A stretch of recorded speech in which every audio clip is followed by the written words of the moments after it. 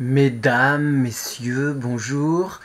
Suite à la petite vidéo, l'interview qu'a pu faire Laurence il y a quelque temps, vous avez été quelques-uns à m'envoyer des mails, en plus des réactions sur YouTube, à m'envoyer quelques mails concernant un petit passage que je n'ai pas développé. C'est parce qu'à un moment, je dis que j'ai fait des expériences dites mystiques qui m'ont fait avancer particulièrement dans la compréhension des choses, et donc vous étiez curieux de vous savoir de quoi il pouvait s'agir. Alors je vais essayer rapidement de résumer tout ça, même si l'exercice de parler tout seul devant une caméra, c'est pas quelque chose que j'affectionne particulièrement, mais bon, j'allais pas embêter Laurent juste pour ça. Donc je me lance rapidement. Alors, ouais, on peut dire qu'il y a deux expériences, deux événements majeurs, même si après, à l'intérieur de ça, après, avant, il y a eu toute une série de choses, hein, mais je ne vais pas vous raconter toute ma vie non plus. Le premier événement, j'étais allé grand adolescent, jeune adulte peut-être, je sais pas, quelque chose, 16-17 ans, je sais plus trop. À cette époque-là, j'étais tombé sur un bouquin chez mon père qui parlait des sorties corporelles. Alors je me suis empressé de l'emprunter, de le lire, de l'intégrer au maximum et évidemment d'essayer. Donc je me suis appliqué à faire comme il, euh, il racontait dans cet ouvrage, dont je ne sais plus du tout ni le titre, ni l'auteur, ni même l'édition, bref. Mais bon, c'est des choses qu'on peut trouver assez facilement maintenant sur le net, hein, ce genre de déroulé pour parvenir à cela. Alors je mets tout le monde en garde, hein, c'est pas quelque chose qui s'improvise, ça reste quelque chose qui va dans l'astral quand même. Donc avec tous les dangers que ça peut comporter. Surtout quand on est jeune et relativement inexpérimenté. Et donc j'applique à la lettre le plus possible ce qui est écrit dans cet ouvrage. Il est raconté que bon, faut s'allonger, se détendre, avec des exercices de base de relaxation, de respiration. Et puis il conseille de se protéger, de s'imaginer, se visualiser dans une belle bulle bleue ou blanche, et puis de faire appel à tout un tas de, de conscience éveillée, d'êtres de lumière, tout ça, de saints, Marie, Jésus et autres.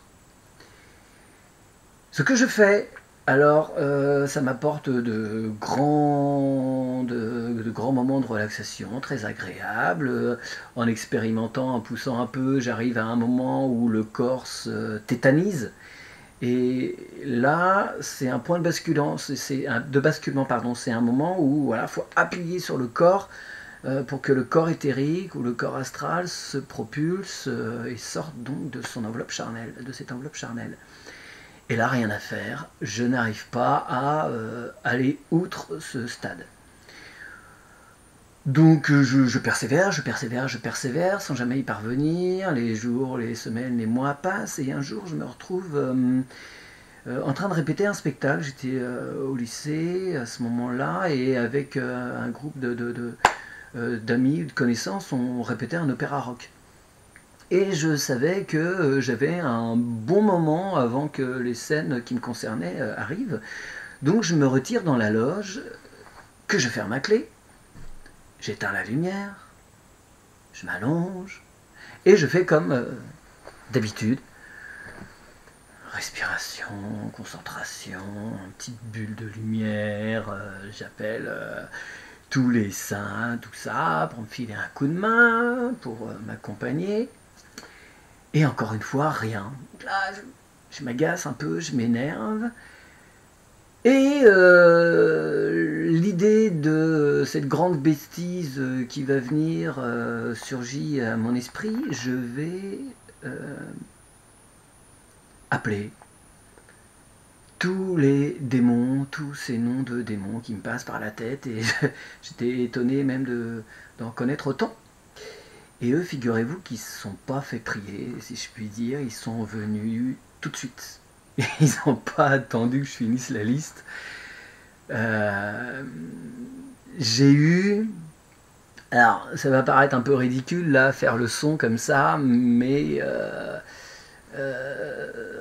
imaginez que vous êtes dans une petite pièce, je sais pas, douzaine de mètres carrés peut-être, et c'est comme s'il y avait en haut, autour de vous, des tuyaux autour, et que dans ces tuyaux, il y avait un grondement qui arrivait, qui était très lointain au début, qui arrive, et qui fait...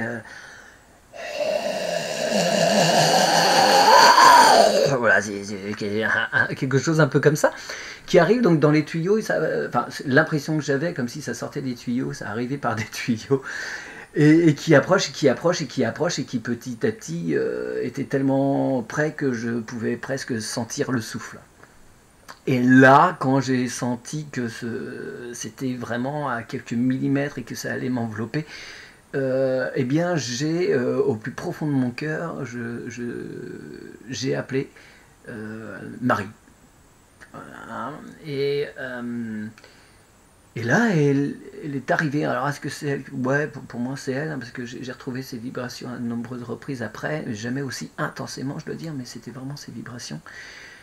Et là, j'étais enveloppé, vraiment entouré, et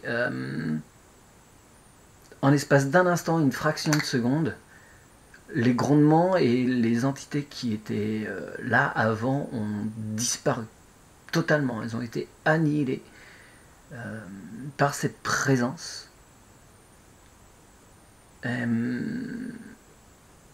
Et ce jour-là, j'ai compris qu'il y avait deux puissances de l'univers, de force, on peut dire, et qu'il y en a une qui était quand même largement supérieure à l'autre. Voilà pour une de ces deux expériences qui m'ont vraiment fait comprendre beaucoup de choses. Même si après j'ai pu comprendre qu'il fallait aller au-delà de ces histoires de dualité, mais pendant un bon moment ça m'a quand même beaucoup accompagné. Et deuxième expérience, encore dans un théâtre, dans une loge de théâtre même précisément, de très nombreuses années après, je me suis retrouvé en région parisienne. J'avais monté mon décor et je laissais place à la technicienne qui allait brancher ces trentaines de projets pour les représentations à venir. Et donc je me suis retiré dans la loge et bon, j'avais pas fermé la clé cette fois. Ah oui, petite chose que j'ai oublié de préciser, c'était que tout à l'heure, dans l'expérience précédente, dans la loge, j'avais donc fermé le verrou et éteint la lumière, mais quand ces murmures se sont approchés, j'étais tétanisé, je ne pouvais plus bouger. Je ne pouvais pas me lever, je ne pouvais pas bouger pour allumer la lumière. J'étais coincé dans mon enveloppe charnelle, je ne pouvais plus intervenir du tout. La seule issue possible, ça a été de faire cet appel à Marie. Voilà. Donc je reviens sur la deuxième expérience, pardon.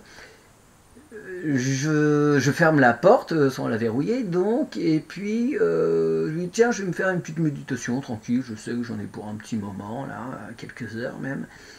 Et donc je me mets à genoux et en une fraction de seconde, j'ai été propulsé.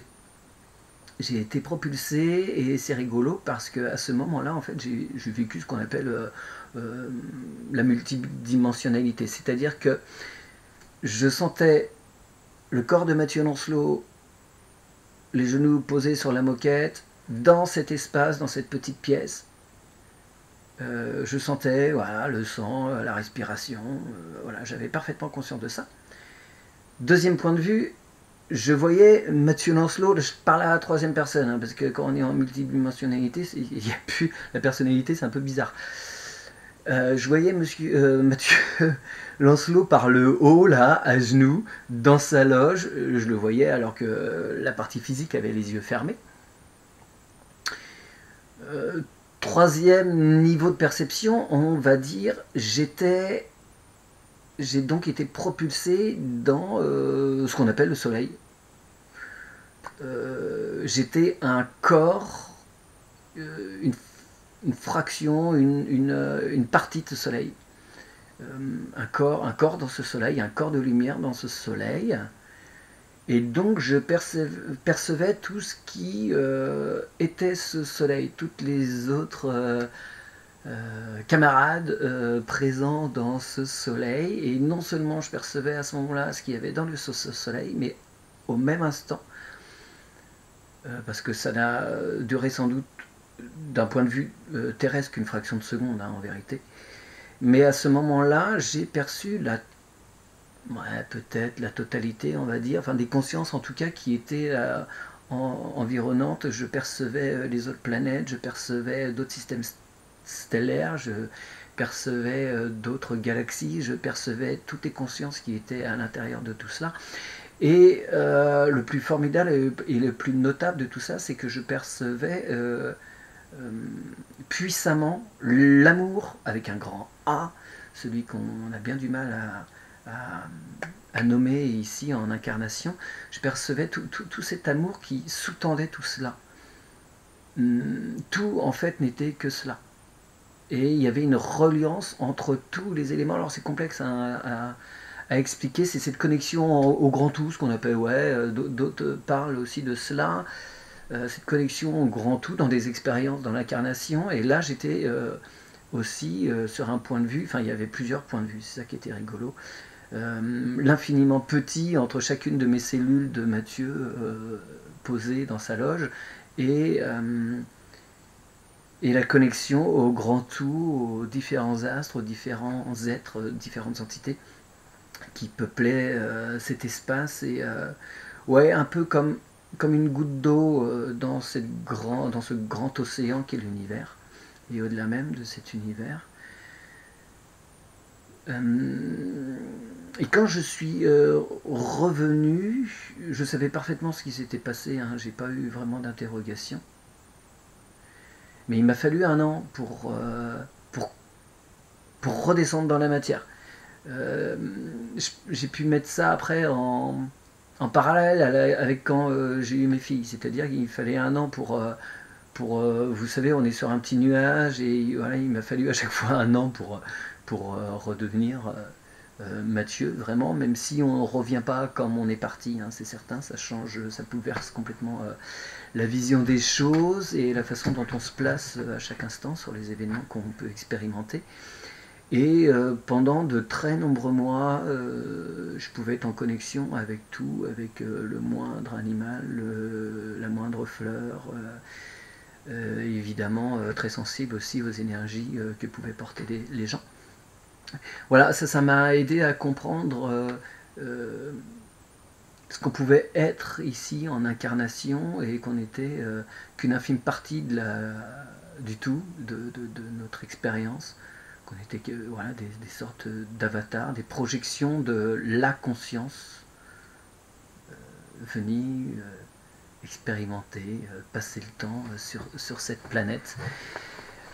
Voilà, après je pourrais disserter des heures sur cela, mais ça aurait en vérité pas grand intérêt. Ce qui a été le plus difficile après cette expérience, en fait, c'était de s'en détacher. Les expériences, elles n'ont d'intérêt que dans l'instant. Après, il faut accepter de rester ouvert à ce qui vient.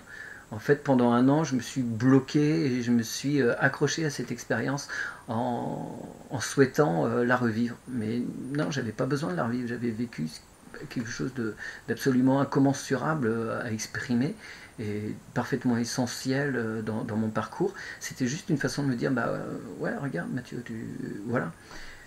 T'es sur le bon chemin. Enfin, t'es sur le bon chemin. Y a-t-il vraiment un chemin en vérité? Voilà, tu touches.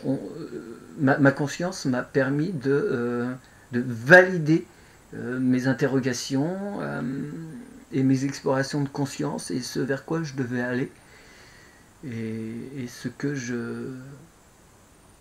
vers quoi je tendais le plus fort en mon être, en mon cœur. Et ça m'a, je pense, voilà, juste validé. Mais voilà, c'est une expérience, je pense que c'est l'expérience la plus ultime que j'ai pu vivre. Et on retrouve des traces de ça un peu dans les Upanishads, comment on appelle ça, dans l'Apocalypse de Saint Jean, dans de vieux écrits c'est ce qu'il appelle le corps sans couture, ce qu'on appelle zut, pas l'entièreté, le corps d'être-té, voilà. Et autre petit fait notable, il me semble important par rapport à cette expérience, c'est que quand j'étais là-haut, entre guillemets,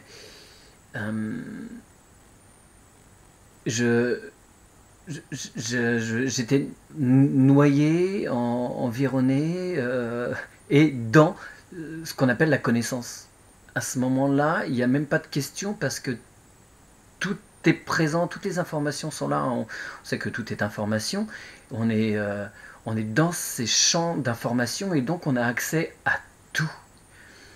Et il me semble que ce que je cherche dans cette incarnation, par le biais de l'hypnose, c'est aussi de confirmer certaines choses et réessayer d'atteindre en fait ces connaissances, parce que quand on revient, on est coupé de cette connaissance, mais même si il y a quelque chose qui reste présent, des certitudes fondamentales, mais on est imprégné de ça, mais en même temps on n'a pas les réponses comme ça très précisément de tel ou tel événement, mais chacune de nos cellules en est imprégnée. C'est ça.